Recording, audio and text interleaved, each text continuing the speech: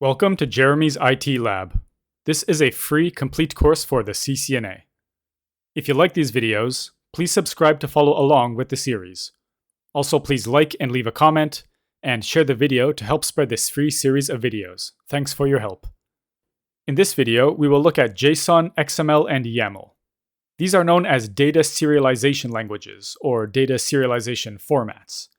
These allow us to format or structure data in a standardized way, so it can be communicated between applications.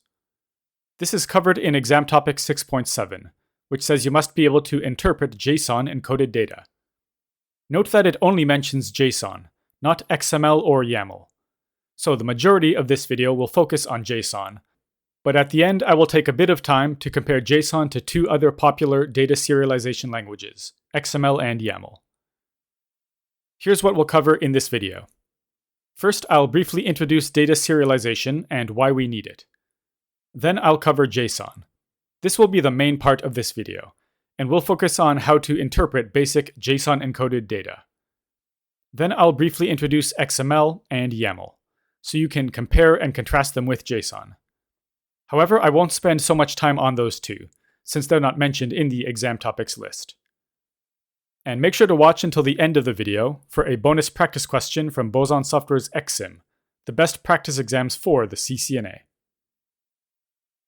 So let's take a look at what data serialization is. It is the process of converting data into a standardized format or structure that can be stored, for example in a file, or transmitted, for example over a network, and then be reconstructed later, perhaps by a different application. Why is that useful? It allows the data to be communicated between applications in a way both applications can understand. If one application is written in Python and the other is written in Java, both languages store data differently, so they need some standard format to send data between each other. Data serialization languages, for example JSON, allow us to represent variables with text. Now, what is a variable? Here are some examples of variables. Interface name, Gigabit Ethernet 1.1. Status up. IP address 192.168.1.1. Netmask 255.255.255.0. These are 4 variables. Basically, variables are containers that store values. For example, interface name is a container, and it contains the value Gigabit Ethernet 1.1 inside of it. Status is another container, and inside there is the value up. So let's see how data exchanges would work without the use of a standard data serialization format. The client, for example an app trying to get information from an SDN controller, sends a GET message. The server, the controller, sends those variables directly to the client without converting them to a standard format like JSON. However, the client doesn't understand the data it received. The app and the controller are programs written in different languages, and they store data differently. They can't communicate directly. So let's see how a data serialization language, such as JSON, fixes that. The client sends a GET request. The requested variables are sent to the API, which converts them to a standard format, JSON, and sends them over the network to the client. Because the variables are in a standard format that both the client and the server understand, the client is able to take those variables and convert them into its own native format. Now, we haven't looked at any details about how APIs work yet. I will cover them in the next video. So this process might not be totally clear for you yet, but I'm sure you can see the benefit of having a standard data format like JSON to allow these two programs to share data with each other. Now let's take a look at JSON. JSON, which stands for JavaScript Object Notation, is an open standard file format and data interchange format, meaning it can be used to store data as files or to send data over a network that uses human-readable text to store and transmit data objects. So, although it's used to exchange data between machines, so it must be easily machine-readable, of course, it's also quite human-readable. It's easy for us to read and understand. It is standardized in RFC 8259, which you can access at this URL, or just do a Google search for RFC 8259. I recommend taking the time to read it. If you're not used to reading technical documentation like this, it might be a bit difficult to understand at first, but it's the best source to really understand JSON. Anyway, JSON was derived from JavaScript, but it is language independent, and many modern programming languages are able to generate and read JSON data. Note that REST APIs often use JSON, which is why Cisco expects you to learn the basics of JSON for the CCNA exam. In JSON, white space is insignificant. What does that mean? Well, I'll demonstrate with examples later, but basically it means that spaces and line breaks don't matter. They don't change the meaning of the data. In JSON, there are 4 primitive data types. In the next slide, I'll demonstrate them, but they are string, number, boolean, and null. In addition, there are 2 structured data types, object and array. Let's look at these 6 data types and see how JSON data is actually formatted. First up, the primitive data types. A string is a text value, and it is surrounded by double quotes. Here are some examples of strings. Hello. Notice that it is surrounded by double quotes. This means it is a string, a series of alphanumeric characters. These are all also strings. So remember that if it's contained within double quotes, it's a string, a simple text value. Next, a number is simply a numeric value. It is not surrounded by quotes. So 5, 100, or any other number. Note that the 5 in the string examples with the double quotes is a string, a text value. But the 5 down here without double quotes is a number, a numeric value. They are different data types. Next, a boolean is a data type that has only 2 possible values. Those are true and false. Note that they are written without quotes. In a networking setting, perhaps on an OSPF-enabled interface, a variable named passive would have the boolean value true if the interface is passive. And if the interface isn't passive, the variable would have the boolean value false. That's just one example of how boolean values could be used. Note that in the string examples, I included true with double quotes. That isn't a boolean value. That's just the word true, a series of letters. However, when written without double quotes, it is a boolean value. Finally, note that they are written all lowercase, no capital T in true or capital F in false. The final primitive data type is null, which represents the intentional absence of any object value. It's simply written as null, lowercase null, without quotes. This simply means there is no value. It means nothing. Again, in the string examples, I included null in double quotes. That is a string because it is contained within double quotes. It does not express a null value, it just means the word null. Okay, those are the 4 primitive JSON data types: string, number, boolean, and null. Now let's go on to the structured data types. There are 2. First, an object is an unordered list of key value pairs, basically variables. Unordered means the order of the variables doesn't matter. Objects are surrounded by curly brackets. The key, which is basically the name of the variable, the container, must be a string, so it must use double quotes.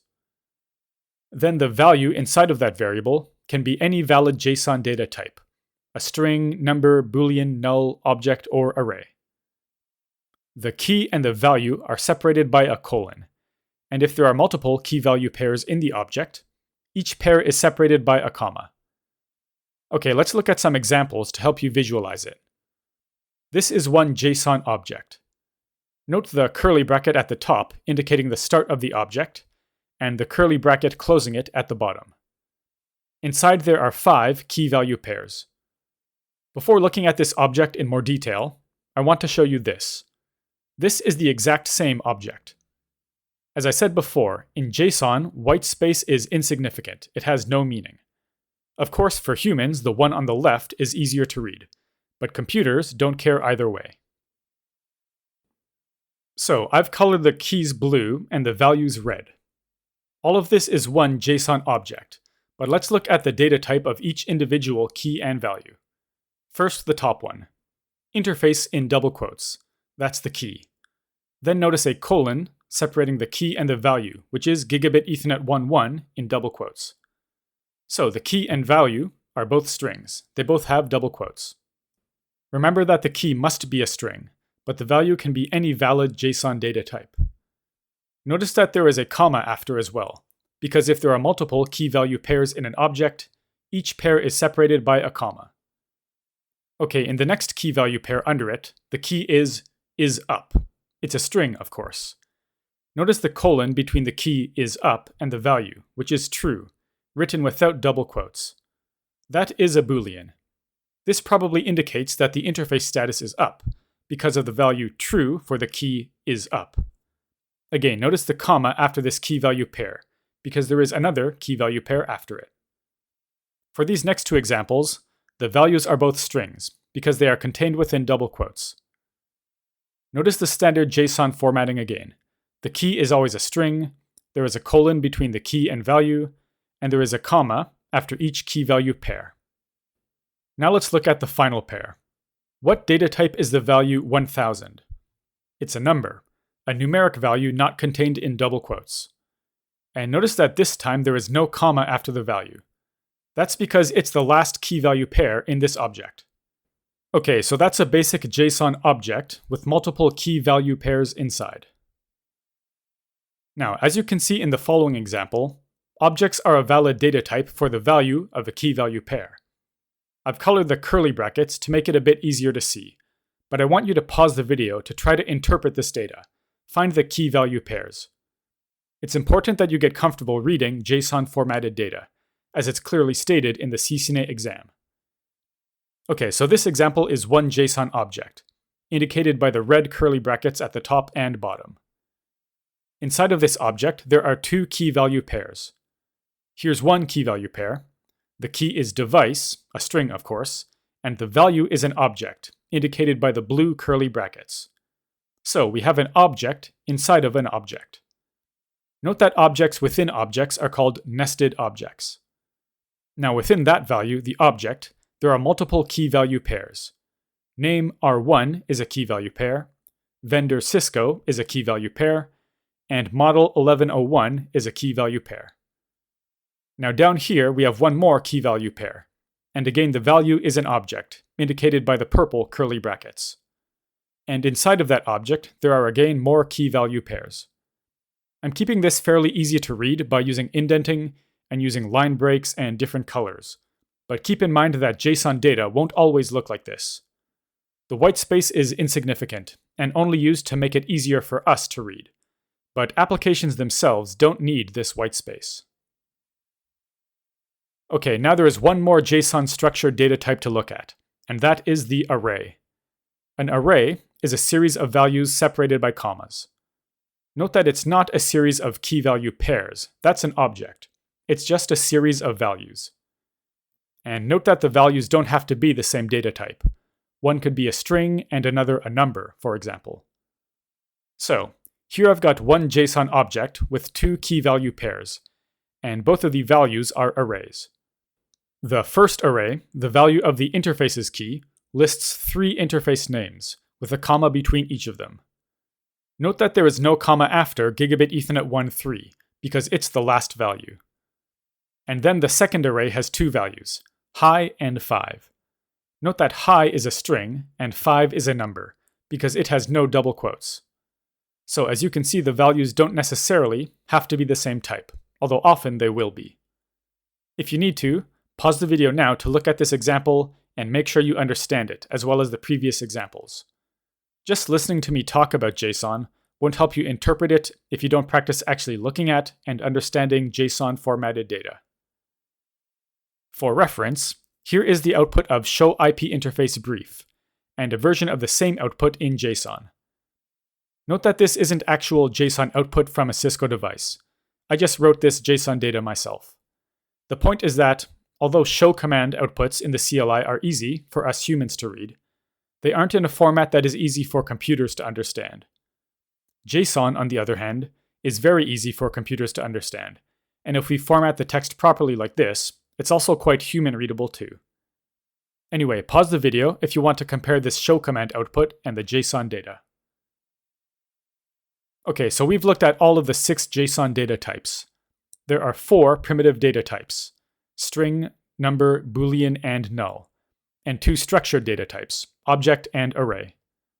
One more point. Note that an object is sometimes called a dictionary. Same thing, just a different name, but you should be aware of it. Okay, that's all for JSON for now. We'll take a quick look at XML and YAML, and then in the quiz for today's video, we'll get lots of practice interpreting JSON data.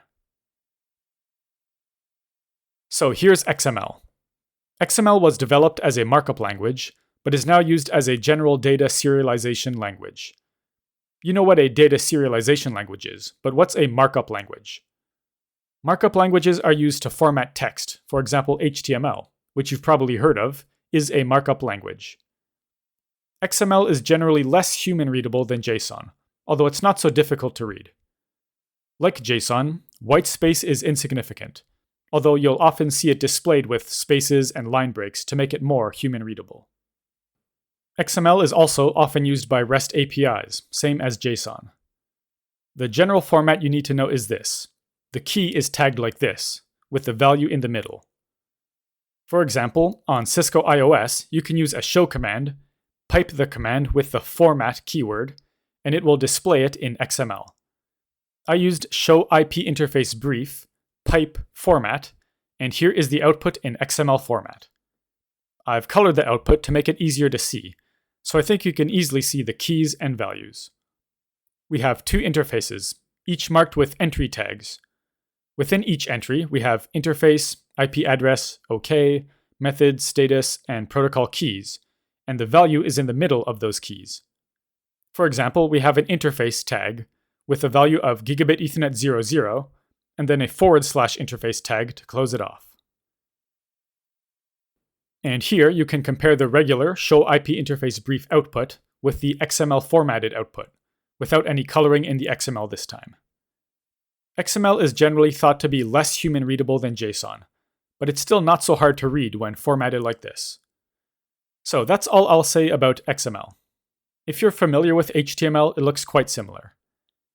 Remember basic characteristics like the key value pair format for variables using tags. Remember that white space is insignificant, and remember that it's similar to HTML and also used by REST APIs. If you want to take some time to examine this output, pause the video, but now I'll move on.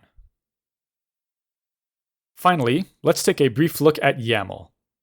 The name YAML originally meant yet another markup language, but to distinguish its purpose as a data serialization language rather than a markup language, it was repurposed to YAML ain't markup language. That's known as a recursive acronym, by the way, when the acronym itself is part of the acronym. YAML is used by the network automation tool Ansible, which we'll cover in another video. It has all sorts of other uses too, of course, but its use in Ansible is relevant to our current topic, network automation. YAML is very human-readable, and white space is significant, unlike JSON and XML. So, indentation is very important. We aren't free to format the text however we want. YAML files start with 3 hyphens, and 1 hyphen is used to indicate a list. Key value pairs are represented as key:value. There are more rules to YAML, of course, but I'll leave it there. Here's an example of YAML. This is the same show IP interface brief data I showed you in JSON and XML. It looks quite simple compared to JSON and XML. And for comparison, here it is next to JSON. As you can see, both languages are quite human-readable, and they're also used by applications to communicate data. So that's all I'll say about YAML. You don't need to know it or XML as much as you need to know JSON, but you should know the basic things such as the fact that whitespace is significant in YAML, and that it's used in Ansible, because we'll be studying Ansible in a future video. Here's what we covered in this video. I gave a basic introduction to data serialization and why we need it. Basically, it's to provide a standard data format, so applications can communicate the data with each other. Then I introduced JSON, XML, and YAML, focusing primarily on JSON because it's the one you really need to know for the CCNA. Now, in today's quiz, I will give more questions than usual, so you can practice reading and interpreting JSON data. And make sure to watch until the end of the quiz for a bonus question from Boson Software's XSim, the best practice exams for the CCNA. Okay, let's go to quiz question 1. In which of the following data serialization languages is whitespace significant? Pause the video now to select the best answer. Okay, the answer is B, YAML. In JSON and XML, whitespace is not significant. It has no meaning. However, in YAML, whitespace is significant, so things like indentation are very important. Okay, let's go to question 2. Which of the following data serialization languages formats key-value pairs like this? Key, value, and then /key. Pause the video now to select the best answer. Okay, the answer is C, XML. XML uses HTML-like tags like this to indicate key-value pairs. Okay, let's go to question 3. Which of the following is not a valid JSON data type? Pause the video now to select the best answer.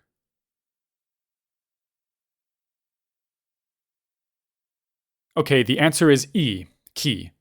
Although JSON defines key-value pairs, key isn't actually a data type.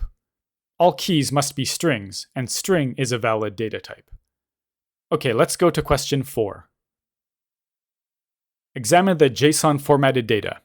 Which of the following statements is true? Pause the video now to select the best answer.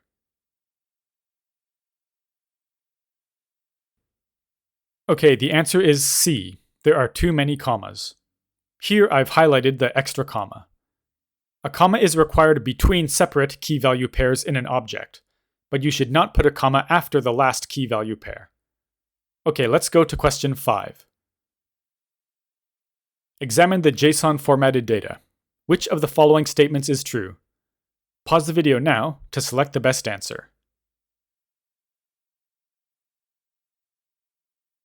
Okay, the answer is B. The value of IP interfaces is an array. Now within that array, there are multiple objects. But as these square brackets indicate, the value itself is an array. That's the JSON data type. Okay, let's go to question 6. Which of the following is an example of valid JSON formatted data? Pause the video now to select the best answer. Okay, the answer is D. Let me point out the errors in the others. In A, there is a comma after the interface's key. It should be a colon. In B, there is a colon after this value 5. A colon should only be used between the key and value of a key-value pair. It is not valid here. And in C, there is a missing comma between Gigabit Ethernet 1.1 and Gigabit Ethernet 1.2. If multiple values are listed in an array, there must be a comma between each of them. There are no problems with D. It is valid JSON data. Okay, let's go to question 7. Examine the JSON formatted data. Which of the following statements is true? Pause the video now to select the best answer.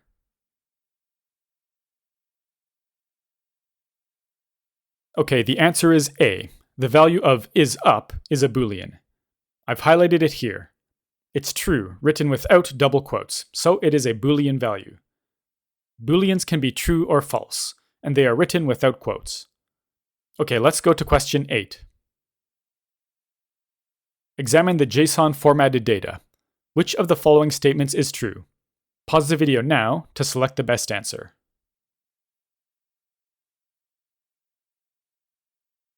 Okay, the answer is D. It is valid JSON data. No comma or curly brackets are missing, and whitespace is insignificant in JSON, so this is validly formatted. We often use indentation and line breaks to make it easier to read, but whitespace like that is unnecessary and doesn't have any meaning in JSON. Okay, let's go to question 9. Examine the JSON formatted data. Which of the following statements is true? I think this question will be a bit more of a challenge. Make sure each opening curly bracket has a closing curly bracket. Each opening square bracket has a closing square bracket. Each string has double quotes, etc. Pause the video to select the best answer.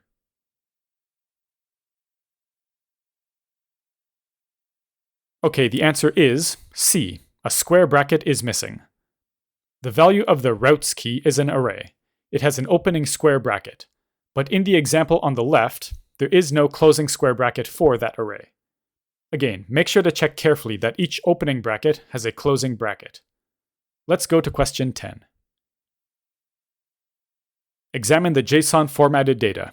Which of the following statements is true? Pause the video now to select the best answer.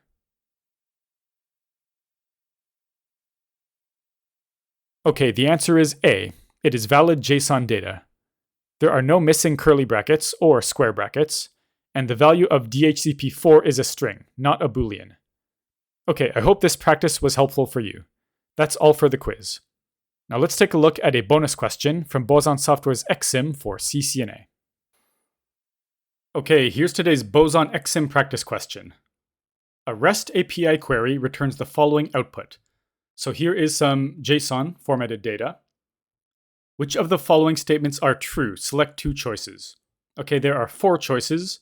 Select the 2 correct ones. Pause the video now to do that.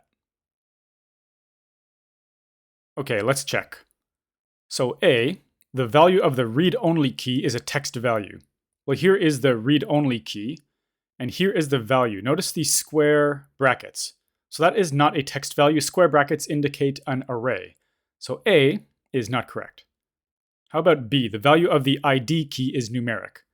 So here's ID, and then we have 1, 2, 3, 4, 5, without the double quotes. So it's not a string. That means this is a number. It's numeric. So B is correct. C, the value of the role key is an array. Okay, here's the key role, and the value is receivables in double quotes. So that is not an array, that is a string, as indicated by the double quotes.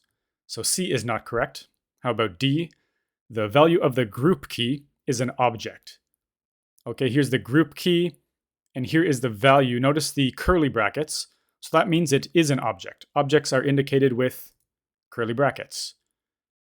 Okay, and that is correct. So here is Boson's explanation. I recommend pausing the video now to check it out. Okay, and there's some more down here. All right, so that was a quick look at Boson Software's XSim for CCNA. These are by far the best practice exams for the CCNA, and I highly recommend them. If you want to get Boson ExSim, please follow the link in the video description. There are supplementary materials for this video. There is a flashcard deck to use with the software Anki. To get the supplementary materials for this course, sign up at the link in the top of the video description.